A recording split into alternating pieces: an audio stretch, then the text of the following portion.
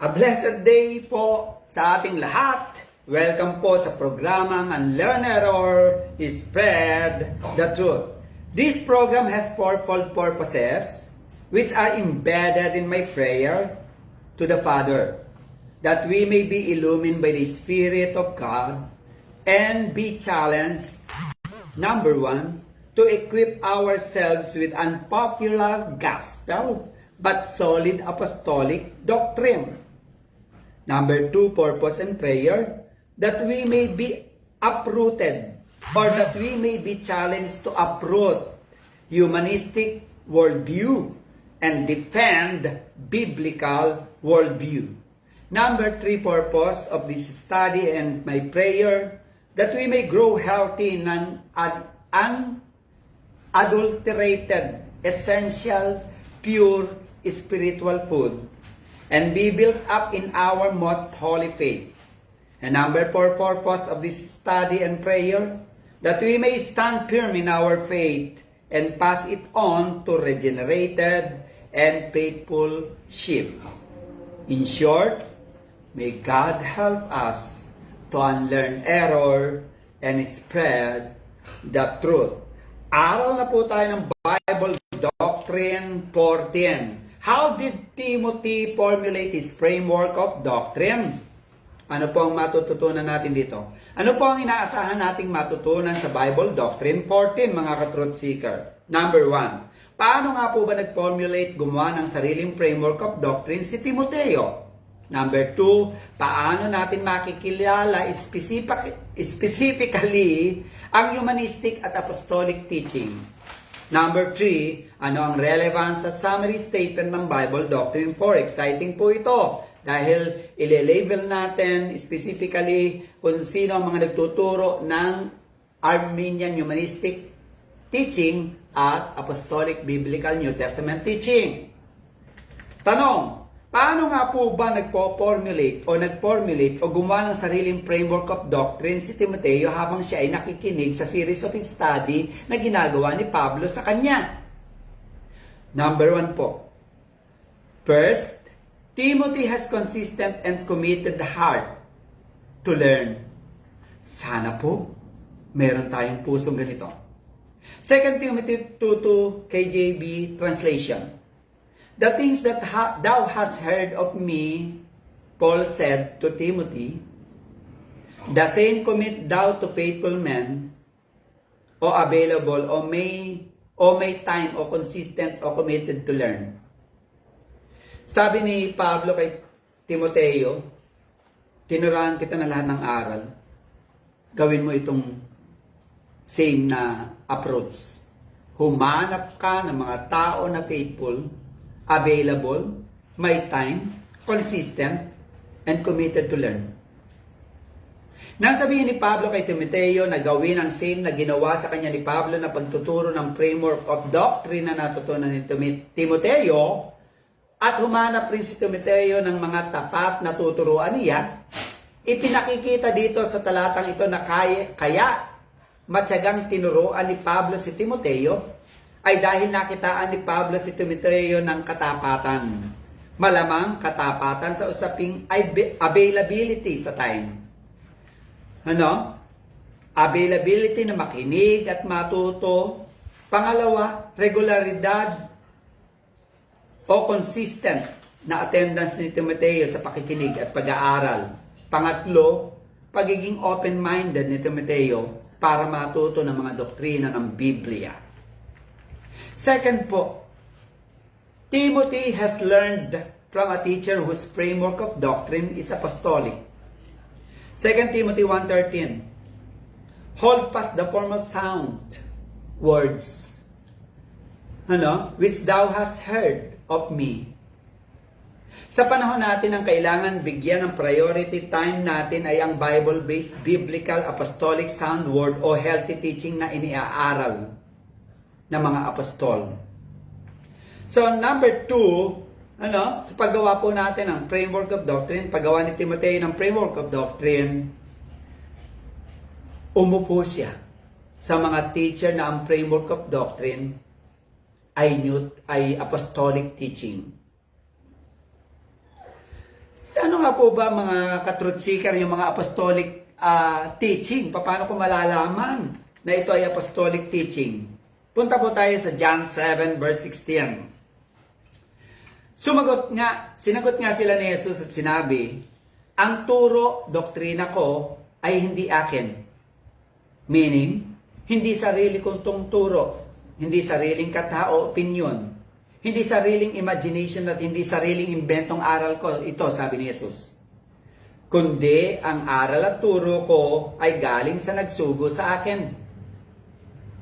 John 7:17. Kung ang sino ang tao ay nag-iibig gumawa ng kaniyang kalooban, ay makikilala niya ang turo o doktrina kung ito nga ay sa Diyos. Meaning, malalaman nyo kung ang turo, aral, doktrina ng isang mangangaral ay mula sa Biblia o mula sa Diyos at aral mismo ng Diyos. Sa paanong paraan? Kung ako'y nagsasalita ng mula sa aking sarili, meaning, kung ito ay hindi sariling turo, hindi sariling katha, hindi sariling opinion, hindi sariling imagination, at hindi sariling inventong aral.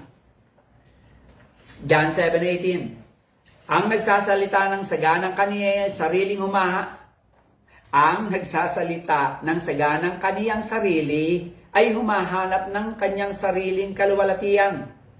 Dapat ang humahanap ng kaluwalhatian niyang sa kaniyang nagsugo ay gayon ang totoong mangangaral.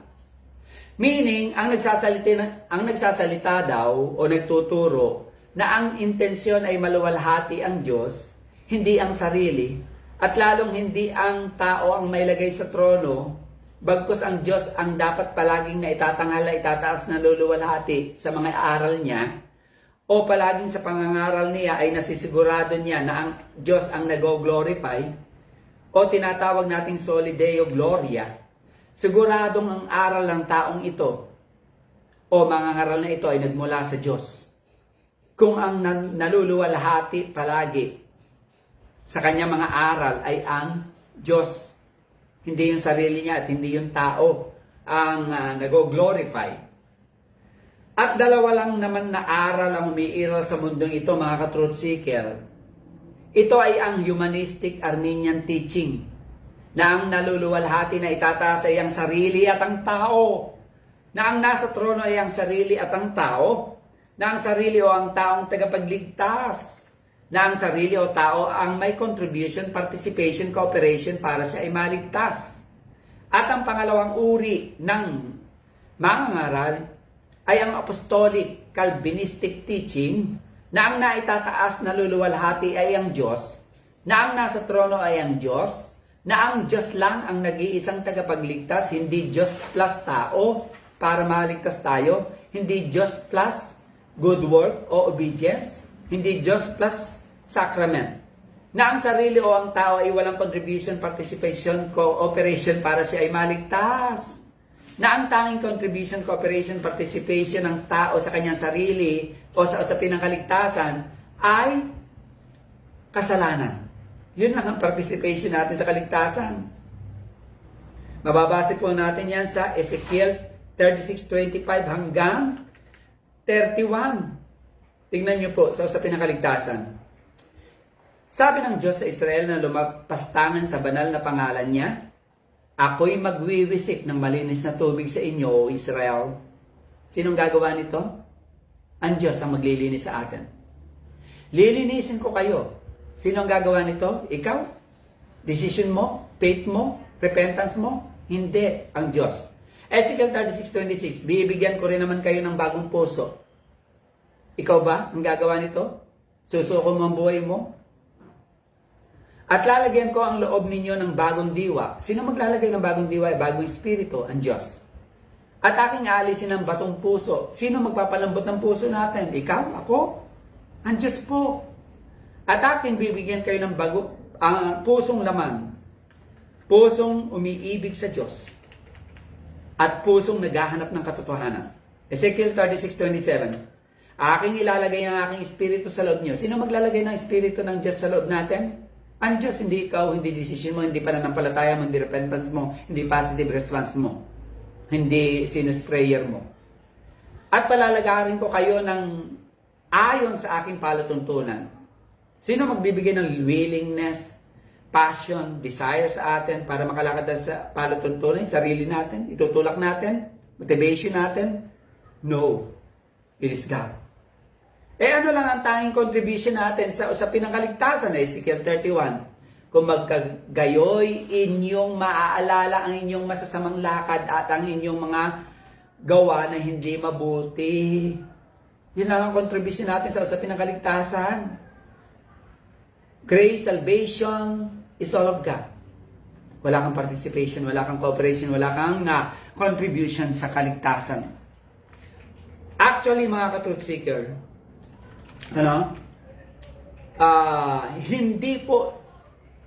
hindi pa ipinapanganak si John Calvin, ay nailatag na ni Jesus ng mga apostol at ni Pablo sa mga Hudyo at Hentil ang 5 points of Calvinism sa iba't ibang talata ng New Testament.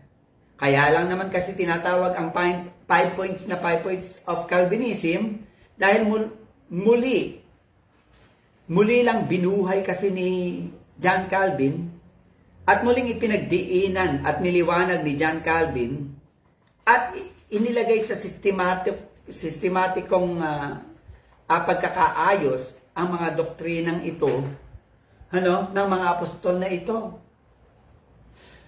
Another question.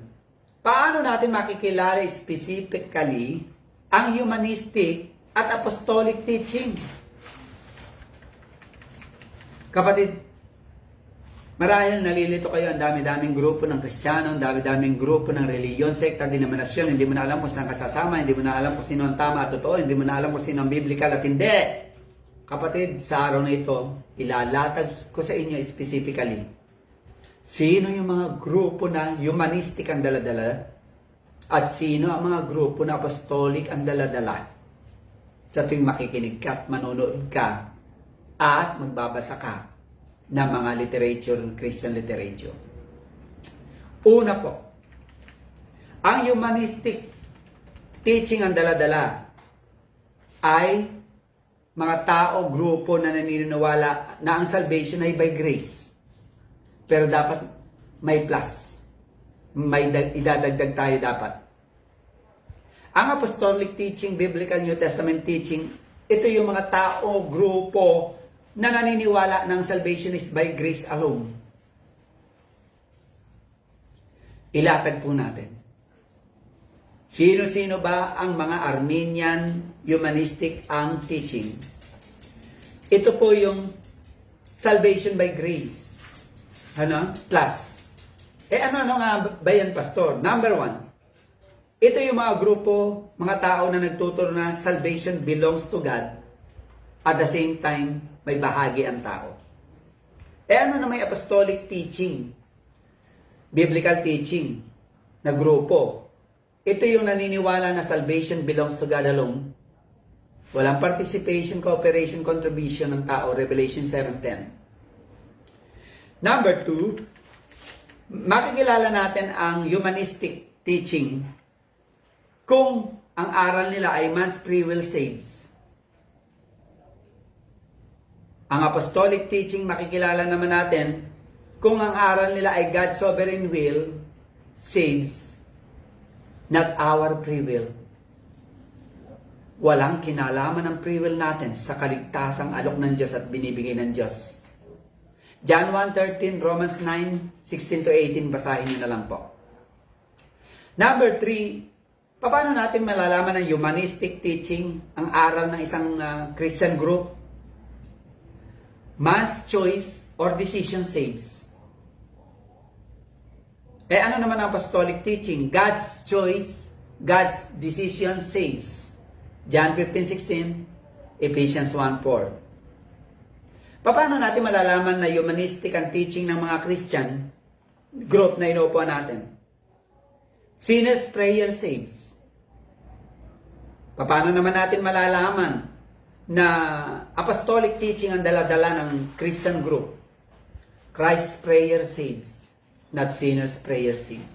John 17:9-15, nag-pray ang Panginoon, Lord, lahat ang binigay mo sa akin, ikip mo, ingatan mo. Another thing, ang humanistic teaching ng mga Kristiyano na grupo ay nag-altar call. Altar call saves para sa kanila. Pag hindi ka nagpunta doon sa altar, sa pulpit, hindi ka ligtas. Sa apostolic teaching, Christ acceptance saves. Ay, ano pala? Nasaan na ba tayo? Altar call saves sa mga humanistic. Sa mga apostolic and teaching, biblical teaching, God's effectual call saves. Romans 8:30. Hindi altar call ang magsisave. Another thing ng humanistic teaching ng Kristiyano, pag umupo kayo sa church at inaaral nila yung prayer of acceptance saves, tanggapin mo si Kristo, maliligtas ka, kapatid, humanistic yan. Ang apostolic teaching is this: Christ's acceptance saves, not our acceptance of Christ. John 6:37. Another thing, good work saves. Ito yung humanistic teaching. Ano na may apostolic teaching? Pag umupo kayo sa church o Christian group, na ang turo ay God's work saves, hindi good work saves. Kapatid, yan ang apostolic teaching. John 6:27-29. Ano naman ang humanistic Arminian teaching? Sacrament saves. Katulad ng paniniwala ng Catholic at iba pa. Kapatid, ano ang apostolic teaching? Christ's sacrifice saves, not sacraments. Hebrews 10:8-10. Hindi sakramento ng ostya, kasal, binyag, iba pa, ang makapagliligtas sa atin. Christ's sacrifice saves. Hebrews 10:8-10. Ano ang humanistic teaching, Arminian? Baptism saves. It does not glorify God. Ano ba ang nakakapagligtas? Regeneration saves. The sanctifying power of Christ and the Holy Spirit. The cleansing power of the Holy Spirit saves, not water baptism. John 3:5, Titus 3:5. Ano pa ang humanistic teaching, mga kapatid? Arminian teaching ng mga Kristiyano. Membership in the true church assembly saves. Mali po yan. Ano ang apostolic teaching? Judas was member of the true church, but not saved. John 12:6, John 17:12. But church membership is the fruit of salvation, never the cause of salvation. True saves must be members of the true church. Yan po ang biblical apostolic teaching. Ano po ang humanistic Arminian teaching? Entering the true church of Christ saves. Wrong. Humanistic yan.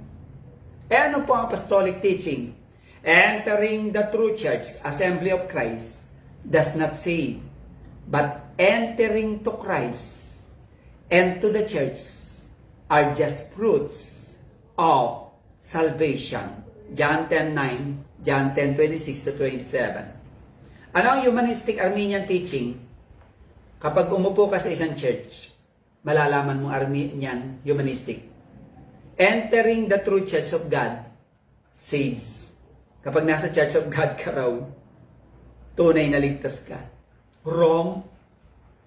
Entering to the true church assembly of God does not save, but entering to the church of God and entering to the Father are just fruits of salvation. Ephesians 2:17 and 18. Ephesians 3:12. Ano pa ang humanistic teaching? Saint or Mary saves. Humanistic teaching. Ano ang apostolic teaching? Kaya pag umupo kayo sa mga Christ saves, not saints, not Mary. Acts 4:10-12, 1 Timothy 2:5.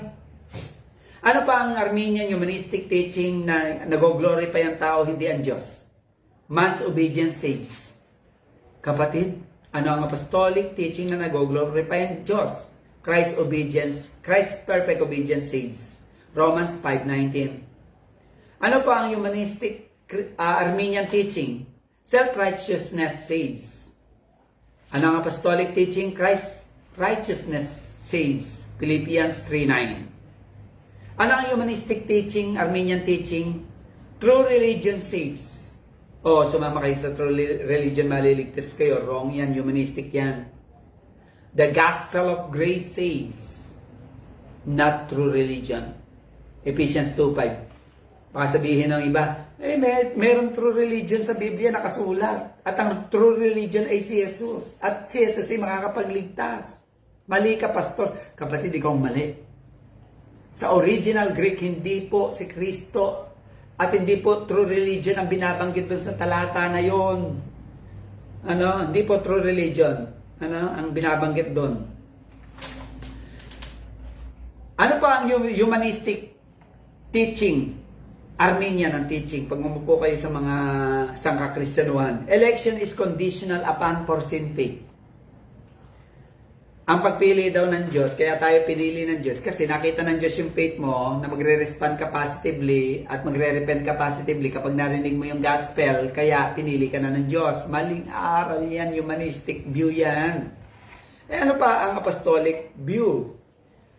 Election is unconditional upon God's for love. Ang election po natin ay unconditional.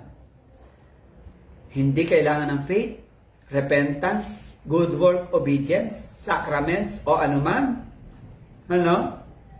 It is unconditional. Our election is unconditional. Because God has for love us. Ano pa ang humanistic teaching, mga ka-truth seeker? Na does not glorify God. Faith and repentance save, o duty faith. Pasintabi po, aral po ito ng 17th century hyper-Calvinism o ng Grace Baptist o Reformed Baptist. Humanistic Arminian. Ano po ang apostolic teaching?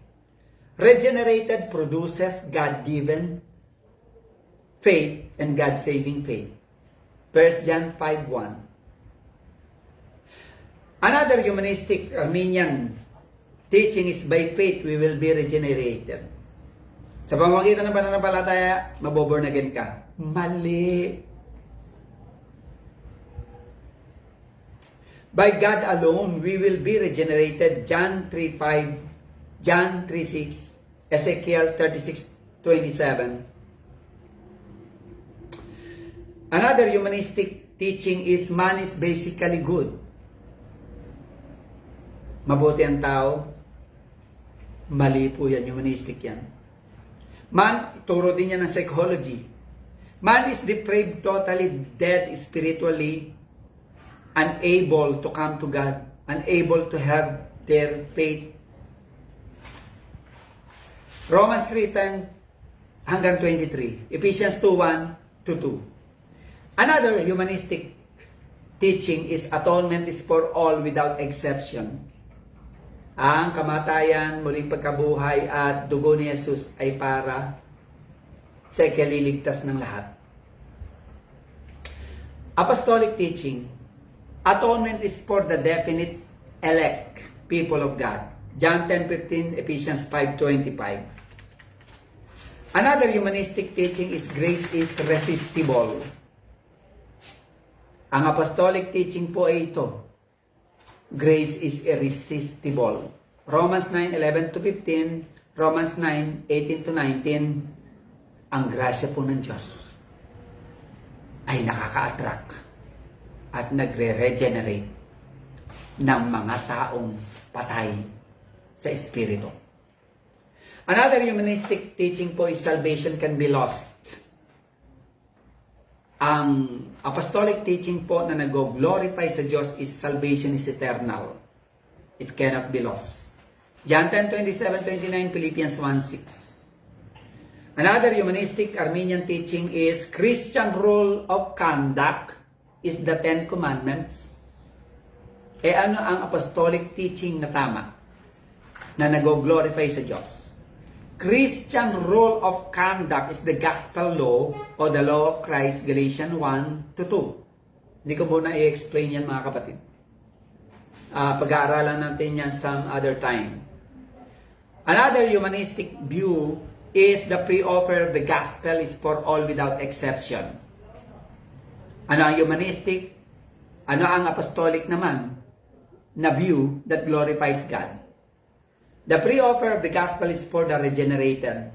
Matthew 11:28-29. Kayong mga napapagal, lumapit kayo sa akin. Kasi yung mga napapagal, yan yung mga regenerated. At yan yung tinatawag ng Panginoon. At yan yung ino-opera ng Diyos na mag-repent, manampalataya, lumapit sa Diyos. Another thing is yung humanistic teaching is man's participation, contribution, and cooperation save. Ano naman ang apostolic teaching that glorifies God?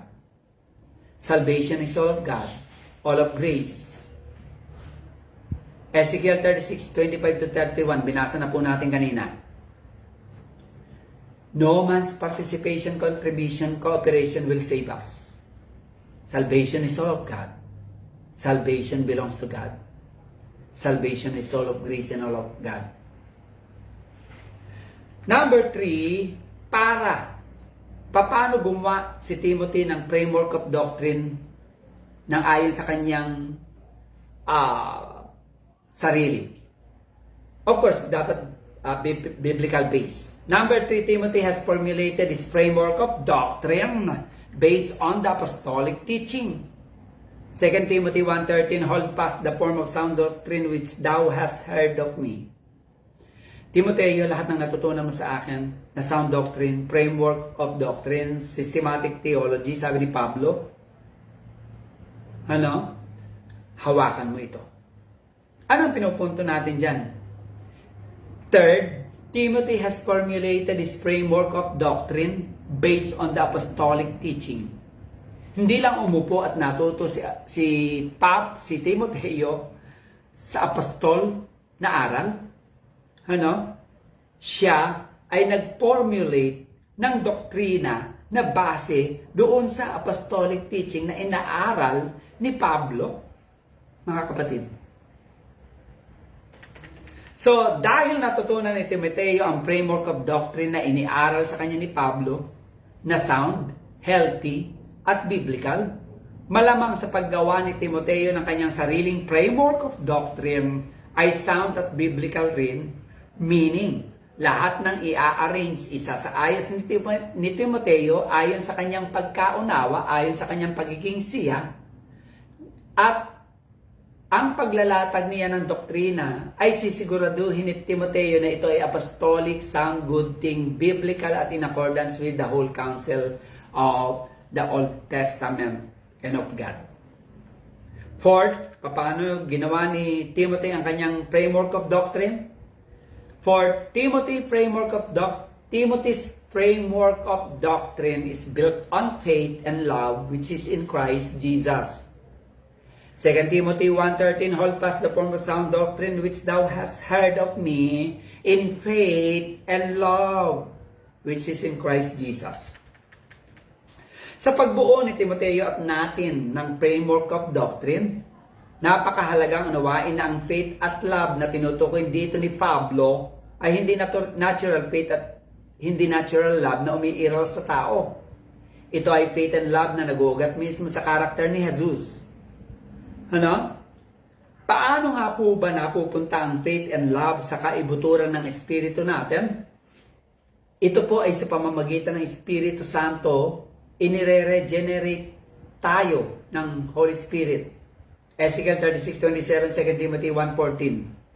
Sa pamamagitan ng union with Christ, pag-iisahin tayo at si Jesus. Romans 8:9-10. At kapag tayo pinag-isa na kay Jesus, dadaloy ang life, righteousness, perfect obedience, at gracious character ni Jesus sa espiritu natin.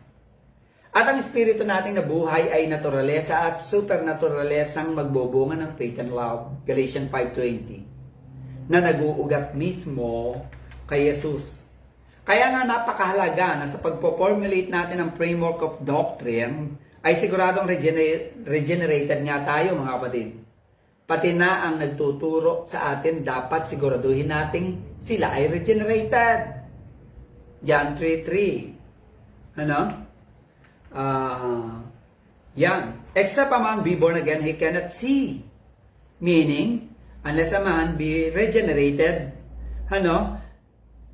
they are dead in trespasses and sins, and cannot behold and cannot understand the glory and teaching and knowledge of God or the blessedness of the gospel.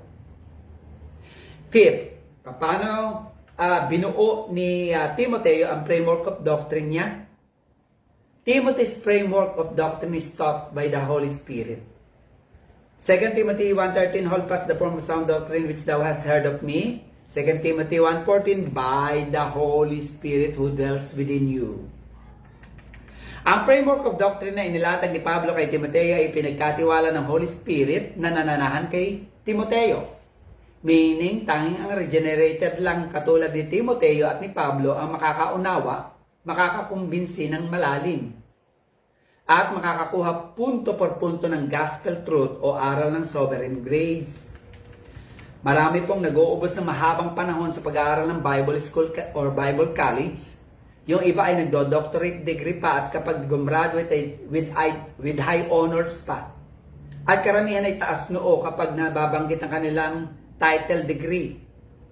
Kaya lang ang problema mga ka-truth seeker, at the end of the day, they never come to the knowledge of truth in Christ. Maliban na lang nabuksan ng Holy Spirit ang kanilang pagkaunawa, isulat at iukit ang truth sa kanilang puso, then only then, they come to the knowledge of truth, mga ka-truth seeker. Sixth point, Timothy cherished his framework of doctrine, holding it fast and keeping it safe. 2 Timothy 1:13, hold fast the form of sound doctrine, which thou hast heard of me.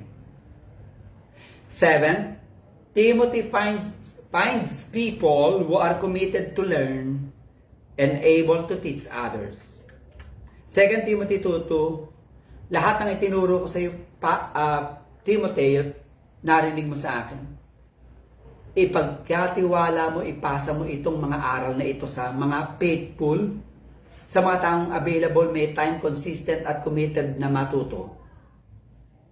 At may kakayahang magturo at mag-share din ng truth sa iba.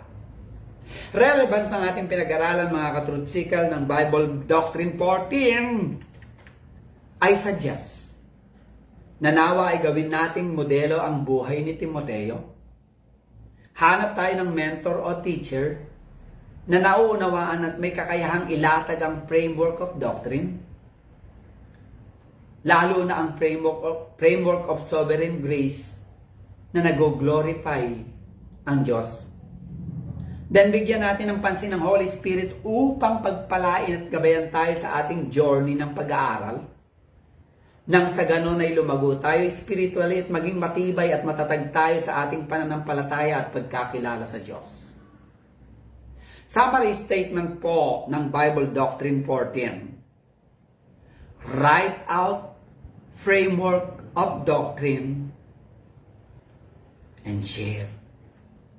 I repeat, summary statement ng ating pinag-aralan na Bible Doctrine 14. Write out framework of doctrine and share. Nawa po ay napagpala tayo ng araling ito. Good day and God bless po sa ating lahat.